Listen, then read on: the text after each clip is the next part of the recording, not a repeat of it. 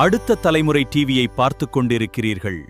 கோவை மாவட்டம் பொள்ளாச்சி அடுத்த கிணத்துக்கடவு சிக்கலாம்பாளையம் உதயம் நகரில் வசித்து வருபவர் சுப்பிரமணி. கட்டிட தொழிலாளியான இவரது மகன் அஸ்வின். இவர் நேற்று இரவு தனது நண்பர்களான அதே பகுதியை சேர்ந்த செல்வகுமார் என்பவரின் மகன்களான தினேஷ் மற்றும் மாதேஷ் ஆகியோருடன் விக்னேஷ் என்பவருக்கு சொந்தமான வீட்டிற்கு சென்று மது அருந்தியுள்ளனர். அப்போது நண்பர்களுக்குள் தகராறு ஏற்பட்டு ஒருவரை ஒருவர் சரமாரியாக தாக்கிக் கொண்டதாக கூறப்படுகிறது.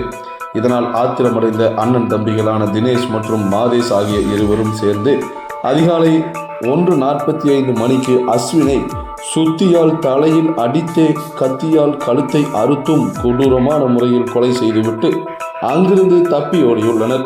இது குறித்து தகவல் அறிந்த கிணத்துக்கடவு போலீசார் சம்பவ இடத்திற்கு விரைந்து சென்று உடலை கைப்பற்றி கோவை அரசு மருத்துவமனைக்கு பிரேத பரிசோதனைக்காக அனுப்பி வைத்து தனிப்படை அமைத்து தலைமறைவான இருவரையும் வலைவீசி தேடி வருகின்றனர்.